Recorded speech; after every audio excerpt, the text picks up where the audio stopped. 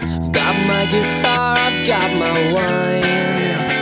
Where we can go, live by the sea, swim in the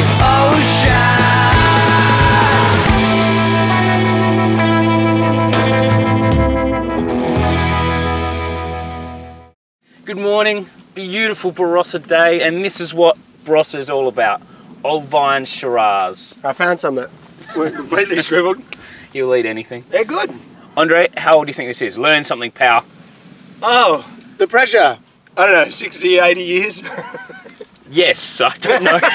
Learn something. But importantly, this is just a baby because the Barossa has some Shiraz vines. They were planted in 1843, 167 years old, oldest in the world. And we're going to try some today. Langmeil, the home of these oldest vines, in the world? Yes, in the world. Bugger me. Serving up breakfast for us for the Orphan Bank Day, and we're invited to try. You organised a surprise for us, Jazz. I did. Doing some work for a change. I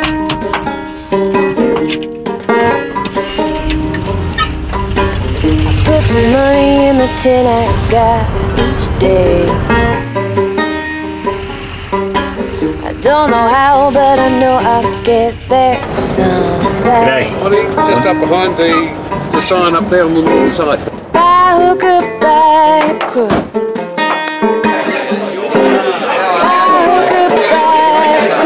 Hello, how are you? I know I'll get there. Hey, how are you? So, Pooh. You found someone more important to talk to. Cheers. Yeah. How long have you guys been parents of orphans? Poos. 40 years, and this is our third kid. Same when we came down here and they sold us this concept.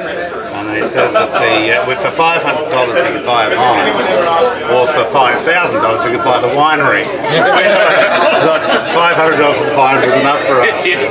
Welcome to Langmeil Winery, and welcome to our third Parents of Orphans Picking Day. I'll start with a slight apology. You're probably all getting a little hungry by now. That's not my fault.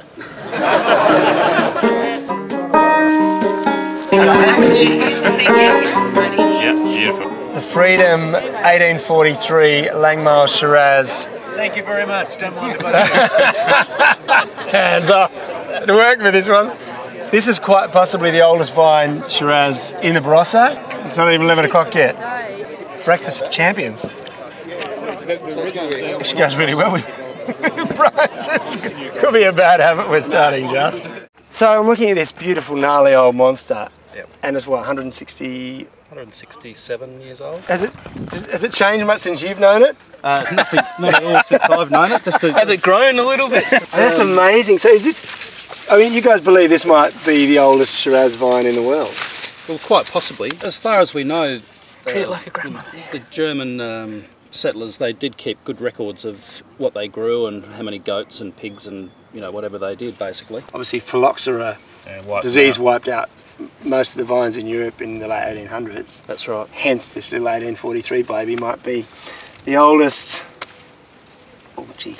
You've got to be a bit careful. They're quite fragile. Treat it like the combi. You know, there's probably a few French winemakers that would love to get some cuttings from these old clones and have them back again, because they haven't had own-rooted vines like this, as you said, since the late 1800s. So. Don't let them.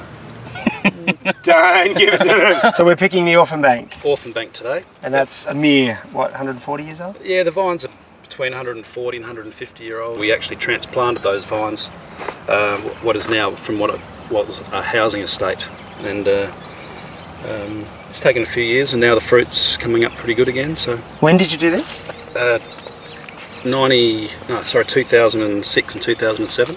Wow, so they look pretty much like this? They look pretty much like these. You pulled these things up and... Yeah, well, literally one by one by tractor. Oh, it's an amazing resource, So that's, isn't it? that's what the Orphan Bank picking is about today. We've actually adopted each vine out. We've got probably one of the biggest hand-picking crews in the Southern Hemisphere you'll ever see And today. they're proud. Yeah. Very Proud parents. We've got about 150 people for lunch. Free. They pay you to pick. They come and See, that's they clever. come to pick the grapes. All right, awesome. All right, let's get to work. Pickers everywhere. It's so cute. I put some money in the tin I got each day. I don't know how, but I know I'll get there someday. By hook or by crook. Have you ever tried the Old Bastard? No. Old Vine Shiraz, Kaesler, 1893. Can we try it? Yeah, there we go. Great name. Where is it? Just missed it. Good. Okay. Hello. Hey, how you going? Good. Justin. Justin, Sarah from Kaesler. Sarah. Old Vine Shiraz, we're looking for at the moment, and we've heard about this Old Bastard. Yep. Which is a great name, by the way. Yeah, thank you. We could find a bottle or two for you guys, Really? since I know you're battling it out in that combi. Yeah. Probably need a good drink. Who is that on the label? I can't say it's Reed, my winemaker, because he's young. That's probably how we'll look in a few years' time. So Reed, Not if you keep drinking winemaker. Reed's winemaker. So he's not a cranky old bastard. No, he's not. No, he's a good guy. Well, how about you want to carry that one? I'll carry that one. Taste that out. I'll carry the Old Bastard. Oh shit, hold on, $175. Thanks for your time, Sarah. We'll be seeing you. My pleasure. Yeah, with the bottle. I'll take you out. I'll leave you. Howdy. G'day mate, how are you? Justin. Justin, pleased to meet you. Yeah, Reed. you too. Andre. G'day, Andre. How are you? We brought you something. You may not have tried it. I was going to say, you thief. Swiped it off the bar.